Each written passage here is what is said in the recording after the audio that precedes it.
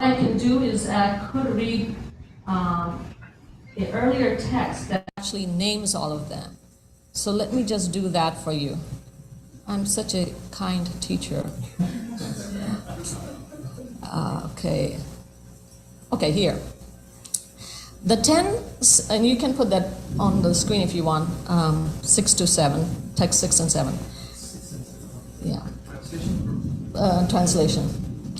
The 10 secondary mystic perfections arising from the modes of nature are the powers of freeing oneself from hunger and thirst and other bodily disturbances, hearing and seeing things far away, moving the body at the speed of the mind, assuming any form one desires, entering the bodies of others, dying when one desires, witnessing the pastimes between the demigods and the celestial girls, called apsaras, wow, that'd be neat, completely executing one's determination and giving orders whose fulfillment is unimpeded. Now those are the 10 secondary, but the next 5 ones that are given, to the power to know past, present, and future, tolerance of heat, cold, and other dualities, knowing the minds of others, checking the influence of fire, sun, water, poison, and so on, and remaining unconquered by others. These constitute 5 perfections of mystic process of yoga and meditation. Okay. Now we're going to have an honesty class here. And that is, and I call on Advaita first because he's the one who is very excited about this. What mystic perfection, and everybody can think, what mystic perfection you would like of all these? And I would say 15 of them, putting all of them together.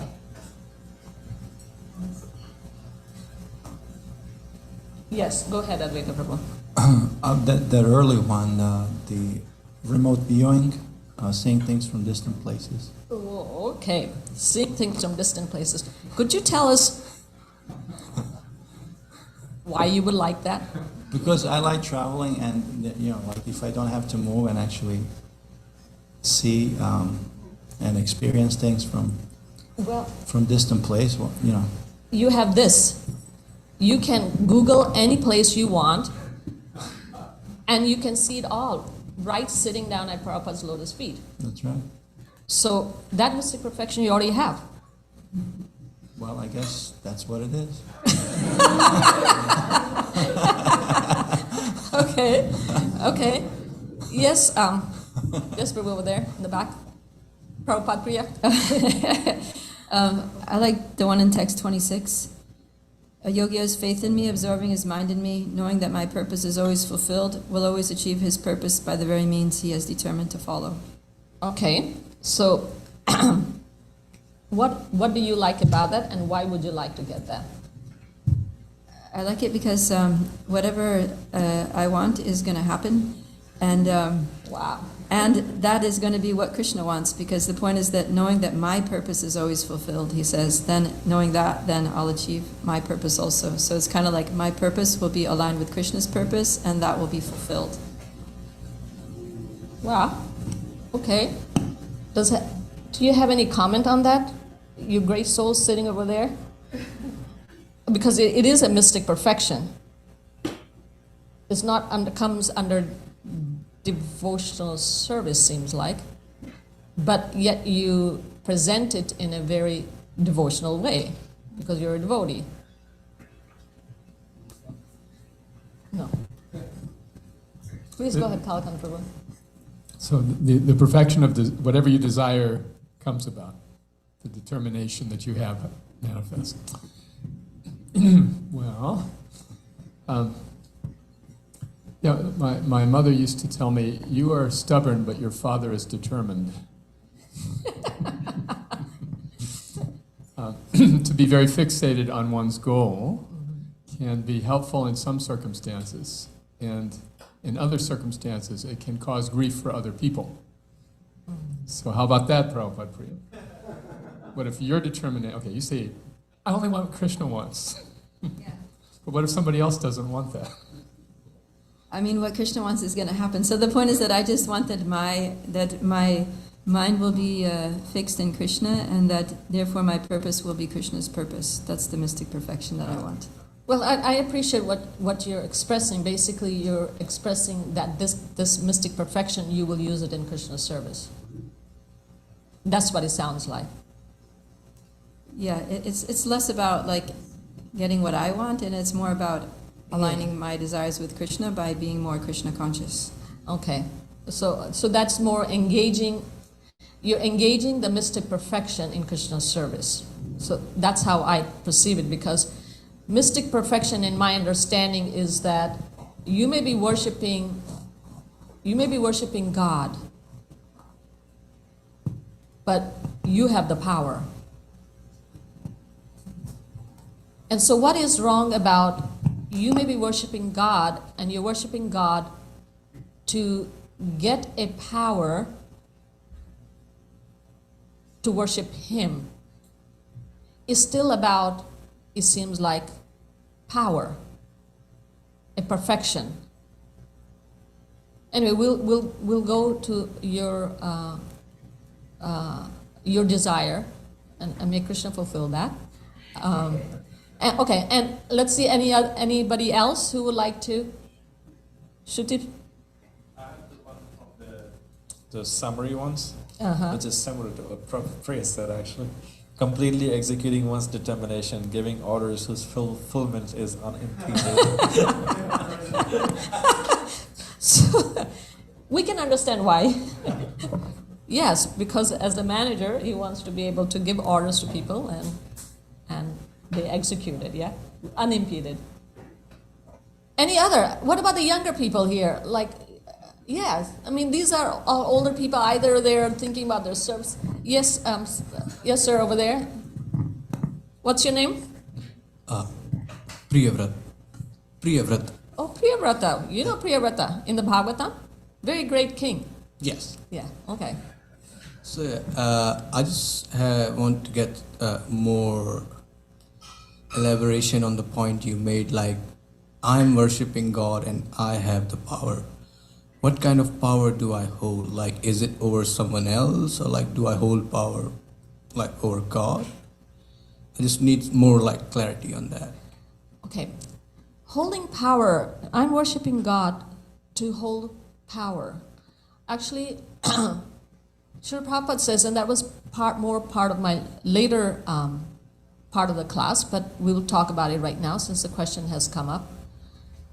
When we worship God to get some power, the ultimate thing is danger about worshiping God to attain some power is becoming God. That's what the danger of mystic perfections are, whether is any of these mystic perfections that we are hearing. So, so your question is, what does that mean? It means that I want to have the power, and power is what? There are two things that man and money, yeah? Power and money, they're the powers.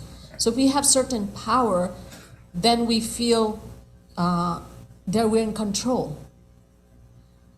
But the process of devotional service, the process of bhakti that we are trying, or that we are practicing, is we want to become the servant, not the person who has the power, but a humble servant.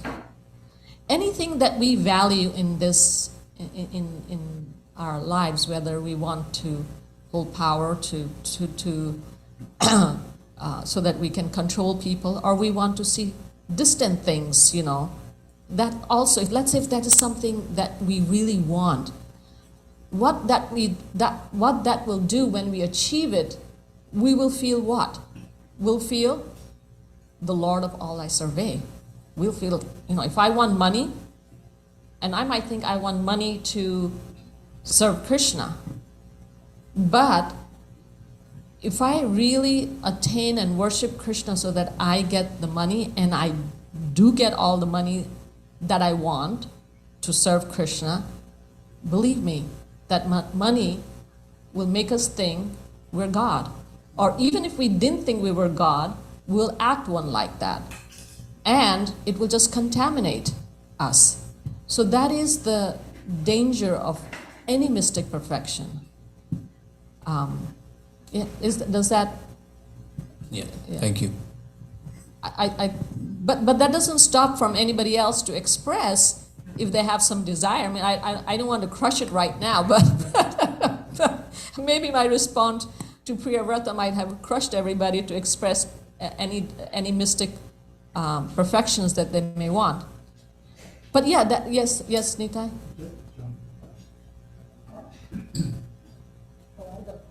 I don't even see you sitting back there. Haribol, honestly, I would like to be unconquerable through the Lord and be able to borrow some of his mystic weapons and kill some demons and hang out with some demigods and celestial girls.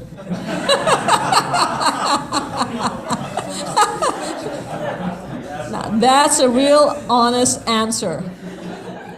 But John, is that what your name is? Jonathan. Jonathan, I want to tell you bad news. You're at the wrong place. Are you sure you want to be here?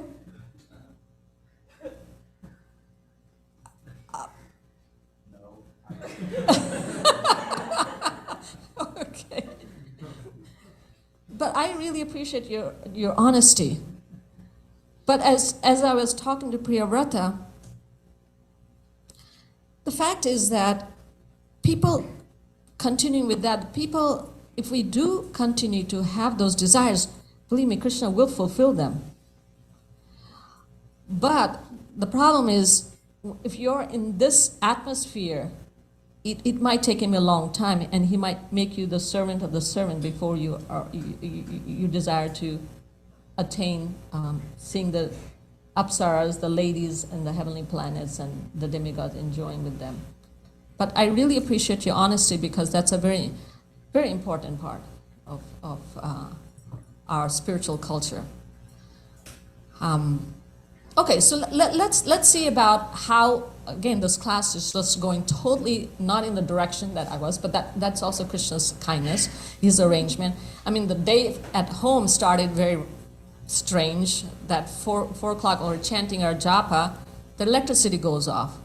And I'm like, okay, and I'm thinking about mystic perfection class, and I'm saying, okay, Krishna, why didn't you do some mystic, show your mystic perfection? And because electricity going off means water is off, everything is off. And so luckily there was some water in the tank, and we took an Indian shower. Does anybody know what an Indian shower is? Bucket shower. And when you have, in India specifically, they say lota. You know what a lota is? Yeah, those who are in India, they know lota. But lota is just it's a glass it's a cup that is round on the bottom, and it has a grip here, and then it opens up like this, a lota. So in India, because there is not enough water, you took a lota shower. You take one lota, and you take a shower with that, or maybe a couple lotas. So that's what it was this morning. We took a shower, a couple lotas, and had our shower. And Sesha Prabhu, my dear husband, he wasn't planning to come because he had a call this morning at 7:30. But then, just before I was out the door, he sees his messages and showed the meeting got canceled till tomorrow. So he said, oh, I'm coming. I'm like, okay, you better be quick, because he wasn't ready. So he had to also take a quick lota shower. And we came here on time, almost on time. I was surprised. Why did I tell you that story? Yeah, anyway, it's a mystic perfection that we're actually here today. That's my point. That's my point.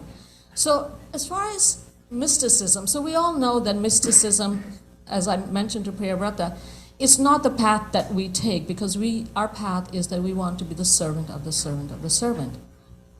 In other words, we want to humbly serve. But the fact is that you might think that is just not very appealing. But for that, let us go to verse number 33. And that's the verse that we're going to chant today. Verse number 33. We haven't chanted a verse, so let's start with that verse. Antaryan vadantyeta yunjato yogamuttamam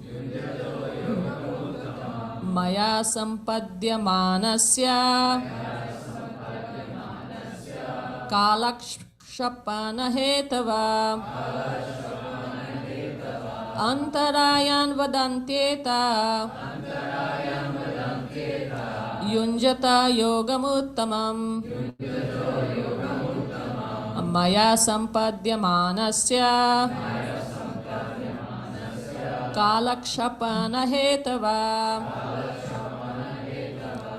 Please chant. Antarayan vadantyata Yunjato yogamuttamam Maya sampadyan Dyamanasya Kalasapana hetava Kalakshapana hetava Antarayan vadantyata Antarayan vadantyeta Yunjato yogamuttamam Maya sampadyamanasya Kalakshapana hetava Antarayan vadantyeta Yunjato yogamuttamam Maya sampadyamanasya Kalakshapana hetava Antarayan vadantyeta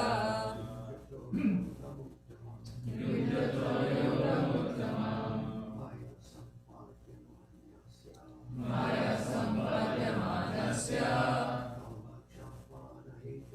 Kalakshapana hetava Antarayan vadantyeta Antarayan vadantyeta Jato yogamuttamam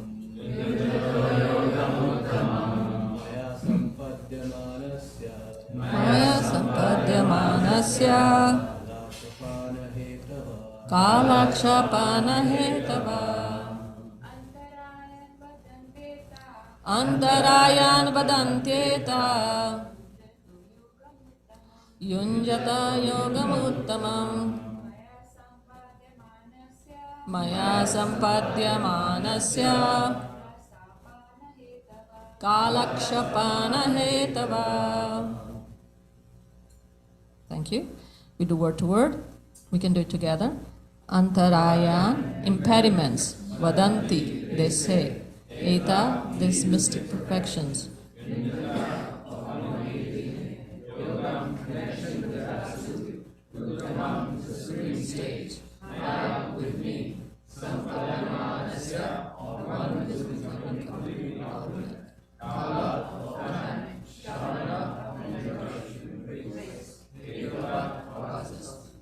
Translation. Learned experts in devotional service state that the mystic perfections of yoga that I have mentioned are actually impediments and are a waste of time for one who is practicing the supreme yoga by which one achieves all perfection in life directly from me. Purport. It is common sense. Prabhupada's writing is, actually not Prabhupada, his disciples. It is common sense that whatever is a useless waste of time should be given up. Therefore, one should not pray to God for mystic yoga perfection. For a pure devotee who has no material desire, even impersonal liberation is a useless disturbance in life, and what to speak of the material perfections of yoga, which cannot even be compared to impersonal liberation. Such mystic perfections may be wonderful for an immature and inexperienced person, but they're not impressive for a learned man who has understood the Supreme Personality of Godhead. Simply by obtaining Lord Krishna, one dwells within an infinite ocean of mystic opulences. Therefore, he should not waste precious time pursuing separate mystic perfections. Jai Shri Prabhupada. So, here, the devotees are mentioning, these are disciples of our founder Acharya, Srila Prabhupada, whom we just worshipped. His disciples, followers, have written these purports, commentary. And so in the very end, the sentence is written that simply by obtaining Lord Krishna, one dwells within an infinite ocean of mystic opulences. So one should not feel discouraged, including you, Jonathan. You should not feel discouraged because Krishna is saying here that his devotee is saying, and when his devotee says it's more powerful, and his devotee is saying that one who dwells, one who has worshipped Krishna, he automatically dwells in the ocean, infinite ocean of mystic opulences. So in other words, if we worship Krishna, we get to get all those mystic opulences. Freedom from hunger and thirst, knowing the past and present, future, seeing things in distant places, everything, anything you want, by worshiping Krishna, you get it. That's the amazing part about bhakti, the process of bhakti. But you'll get much more than that. And you will get love for Krishna. And love for Krishna means you are loved, you get love, you give love, the supermost love.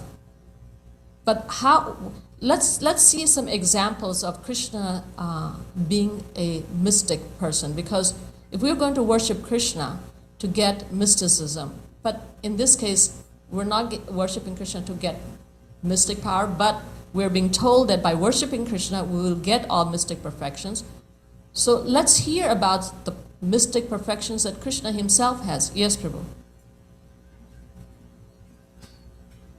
I was thinking just about the whole realm of desire and what would motivate someone to seek mystic perfections, because they have some desire that they think that that's going to fulfill.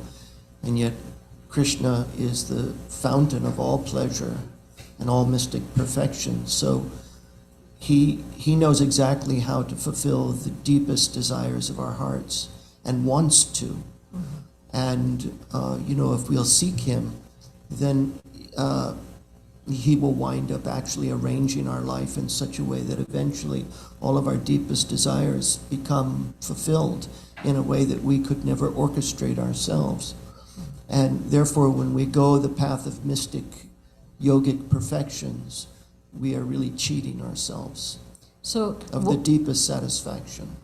Thank you, Prabhu. Could you tell us also, as you're relating that, some mystic perfection that Krishna may have, that we may desire even, but that for us to feel like, okay, if we go to Krishna, we will automatically get that? Well, the one that I'm thinking of uppermost is he's Yogeshwar. He's the chief mystic and the arranger, the supreme controller, the cause of all causes. Therefore, anything that he orchestrates comes to pass without, it's light handiwork for him. Okay. I was just thinking about, as you're telling that, I was thinking about one example that we see in our scriptures is that one time when Krishna was, when he was in Vrindavan, in his place, and one of the demigods, yes, one of the demigods, the water demigod, he was actually got upset with Krishna. And so he just had a real downpour of water, not like we're seeing here today. At least not much in Gainesville today, but at least in Alacho it was just like crazy. And it was raining so much. Every place was being flooded, all the lives were in danger. And so the mystic perfection that Krishna showed is that he lifted a hill. Now that is a mystic perfection, something that's very heavy, to make it very light. So he was able to just hold that hill so easily on his left finger, and everybody was taken care of. So you see that Krishna shows different mystic perfection. I mean, just the fact that universes are floating in the air is a mystic perfection. Yes? Any other mystic perfection that, yes? I was thinking about Krishna Lila, just in general, everything Krishna does, there's that element of mysticism in it. Every Lila has it. But I was thinking about Krishna Ranchor, as he pulled in Kalayavana out of the city limits, and he was chastised by him. But as much as he was trying to catch up, the distance remained same. And it was very bewildering. This is a time Advaita is explaining to us that basically an enemy was trying to run after Krishna, and Krishna was just walking like he's going for a stroll, and this person behind him who's trying to kill Krishna is running behind him like taking all his running, and he's just walking. He's just walking, just strolling in the park, but he couldn't catch him, and that's a mystic perfection. Yeah. Yes, true. I can never remember if it's the Garbhadakshay or Karanadakshay Vishnu, but the one that lies on the causal ocean. Karna Karanadakshay Dakshay Vishnu, yeah. and just by breathing, innumerable universes are coming out of his pores, and then when he breathes in, they are destroyed again, just in what is for him a moment. So very nice explanation of that. Just lying down, and then you're creating while you're lying down. I mean, what do we create when we lie down? Anyway. Bad dreams. And what comes out of our pores is perspiration. Yeah. Yes, Prabhupada Priya. I remembered one pastime where when Krishna was a young boy in Vrindavan, he used to go to the neighboring gopis' houses and steal butter. So the women of the houses used to get really upset and always try to catch him. So one day one of the women, she actually grabbed him and she got hold of him and she tied him up to a tree in front of the house. And then she's like, all right, I got him. Now I'm going to go get Mother Yashoda and I'm going to bring her here and she's going to see that he's, he was caught red-handed and he's going to get chastised.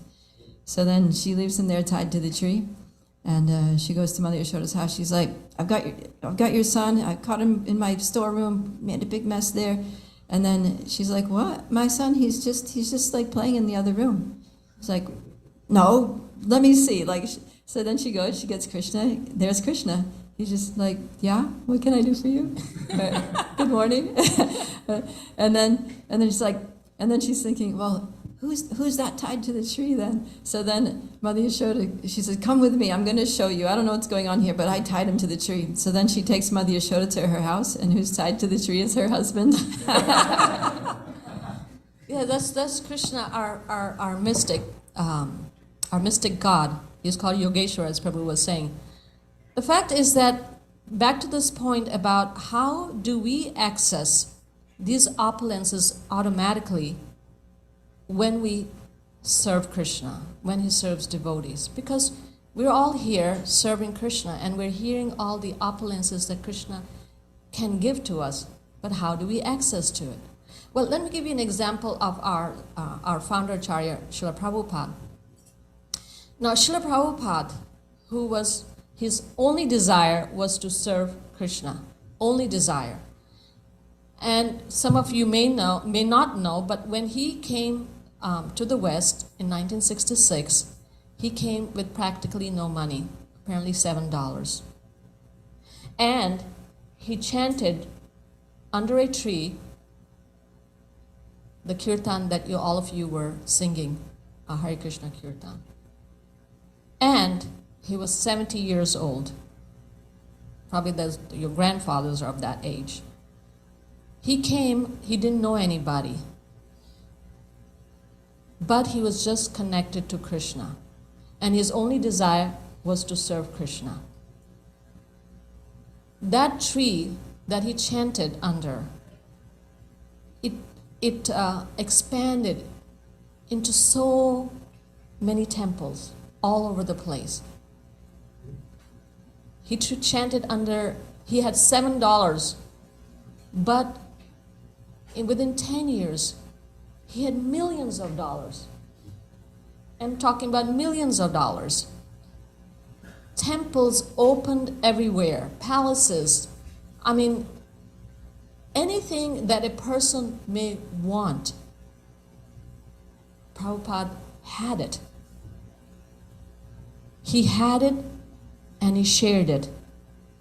What he had love for Krishna. And he wanted everybody else to love Krishna. And that's what bhakti mysticism is. We talk about mystic perfection. Bhakti is also a mystic path. It actually gives us this infinite ocean of mystic opulence by actually serving Krishna. All our desires are actually fulfilled. But how do we do that? Srila Prabhupada is that example. And we are trying to follow that example. I think that those devotees who have been serving Srila Prabhupada and his mission, and that was serving Krishna, we all have that experience. We all have that experience. I mean, here we have Kalkanta Prabhu, who has been serving for the last 50 years. And Prabhu, what was your education up to? I made it through high school. He made it through high school. Wow. I think all of you have made it through high school? Have all of you made it through high school? And have you, Jonathan, made it through high school? Oh, you got your GED. Okay. So there you are. Did you do any more further, or that's it, GED? No, I got pulled out. So we rehabbed at ninth grade, and then I got my GED. Okay, so you're already in the good path. You got the GED. Now, Kalkanta Prabhu he got his diploma, high school diploma. Well, so that's pretty good. But his life since then has been nothing but serving Krishna. And he's a millionaire. Could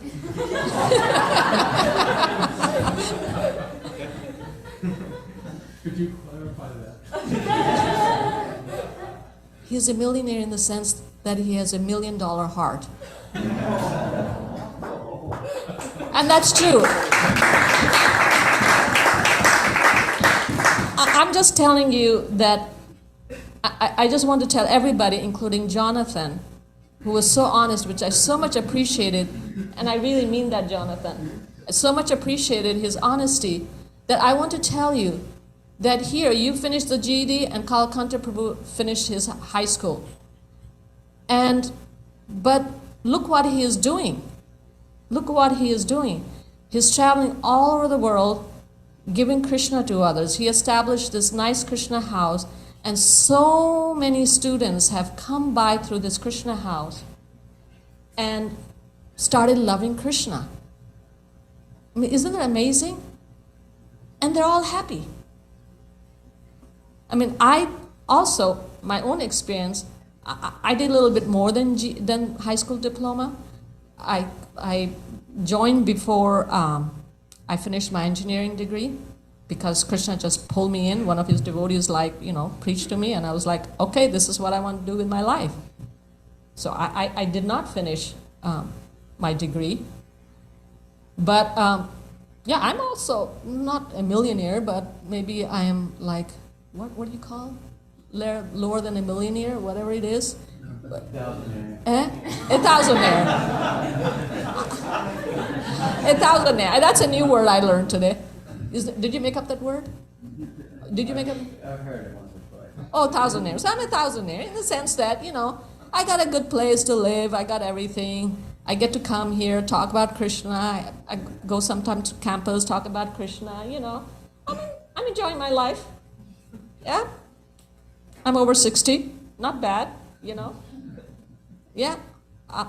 The point is that all this mysticism that we hear, we can actually, we're not just saying it, we can, the whole thing about our lives, that ultimately the goal is that we want to be happy. Yeah? We all want to be happy. Whether we want to see the apsaras in the heavenly planets, or whether we want to kill some demons, or we want to see distant places, or we want to be free from hunger and thirst, or we want to be be able to control, whatever is. The bottom line is that we want to be happy.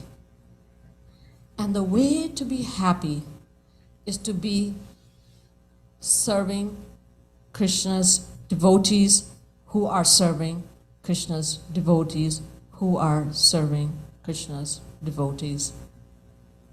And ultimately, somewhere there's who is serving Krishna directly. And it's a proof. I'm giving you a proof. I'm a proof. He's a proof. So many people here are proofs of that. So by practicing bhakti, you will never lose. You will not lose materially, spiritually, emotionally. We have seen devotees, people who come to Krishna consciousness. There's some, my brother who was going out on preaching engagement with this other person. This was in Ireland. And he was like really, he didn't know what he was doing. But practicing Krishna consciousness, he became strong in all different ways. And that is bhakti mysticism. Don't think that bhakti is not a mystic process. It's a process, it's a mystic process that's much, much higher than these mystic processes that are given here. And so we are in the right place here to practice bhakti, and that will give us all the mystic perfections that we want. Yeah? Anybody has any doubts or questions? Yes, Kalkanta Prabhu. Since you embarrassed me, I would like to return the favor. Could you give the mic to somebody else? Okay. I want to share with everyone one of Madhumati's mystic feats. When she was a young brahmacharini, she wanted to marry Sesha Prabhu. And her conservative Hindu parents said, "You will not marry a non-Hindu." And she said, "All right, I don't want to displease you. I just won't get married at all." Right? Am I recounting that right? Yeah, you're recounting correctly, except not that I wanted to marry him. Let me make it clear. Okay. He wanted to marry me. Oh.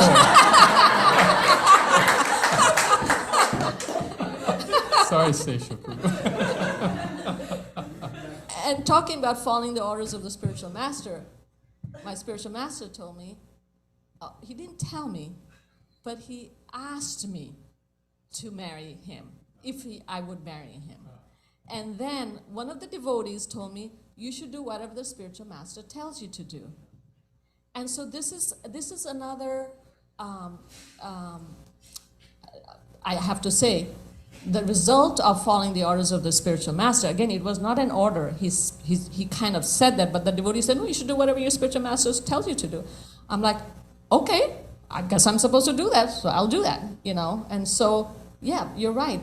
What a mystic perfection. I got somebody like him because I followed the order of my spiritual master. Yeah. And Thank your you. parents love him. Oh, yes. They love him so much. They just really feel very blessed. Actually, my father even took him as a guru, in his private way. Yeah. So, after they had, my father is the one who said, no. I called him. He was in Denmark at that time, and I said, okay, he called him and he said, no, my daughter cannot marry. Is he Indian? No. Oh, okay, forget it. He's not getting married. He said, you don't have my blessings. He clearly told me, you do not have my blessing. But anyway, later on I called my mother and she said, then she said what Kalkanta Prabhu said. Well, that was your mystic power. My point is, Oh, he just said, all right, no problem. I just won't get married at all. that was my mystic. Yeah. And then Krishna gave his mystic power by my mother telling me, okay, you have my blessings, go ahead, get married. So, yes. Thank you, Kalkanta Prabhu. Yes, dear.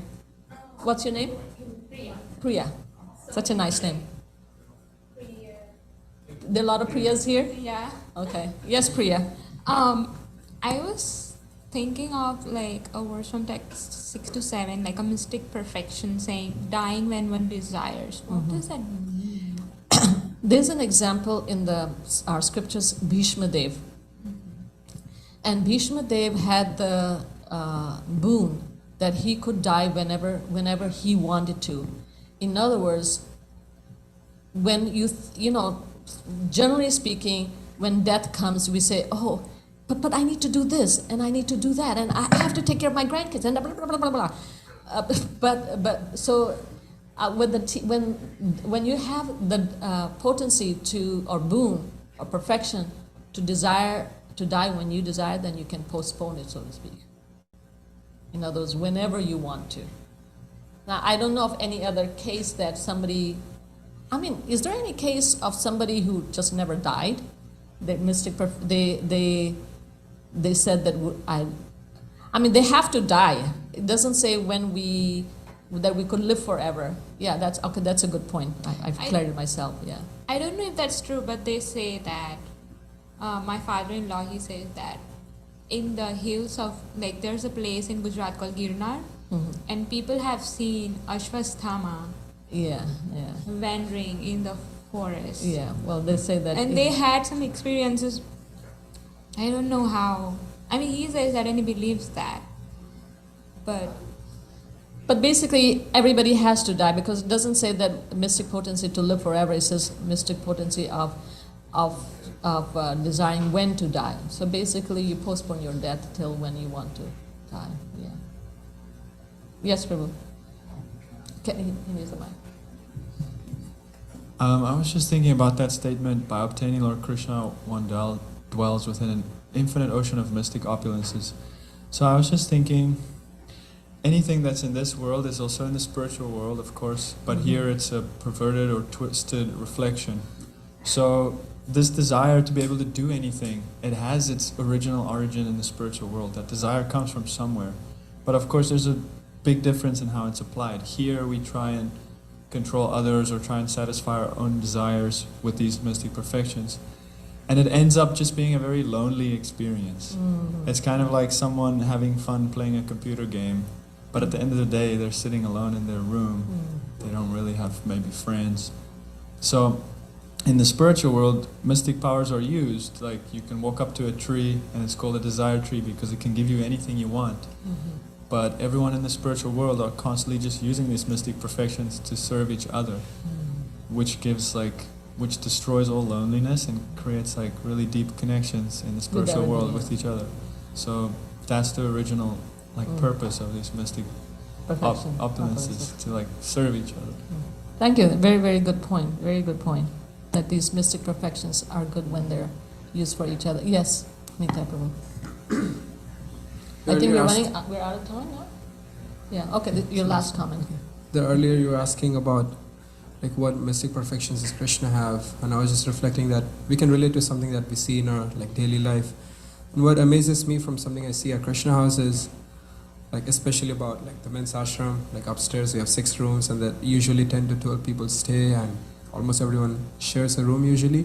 But over the last few years that I've stayed here, I never see strong disagreements or fights ensuing between people, because the common goal that everyone comes here for is to understand Krishna and to love Krishna.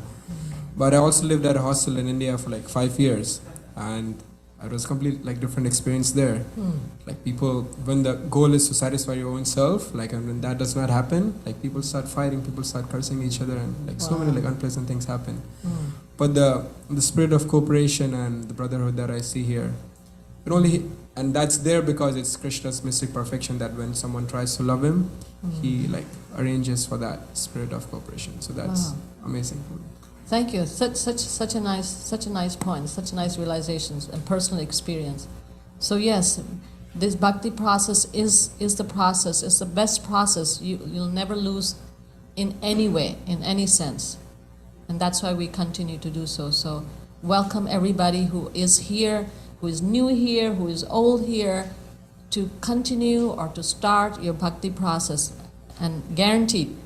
I'm guaranteeing you will never ever feel like you did something wrong. You only gain by the process of bhakti. Jai. Hare Krishna. Srimad Bhagavatam ki jai. Hare Bol.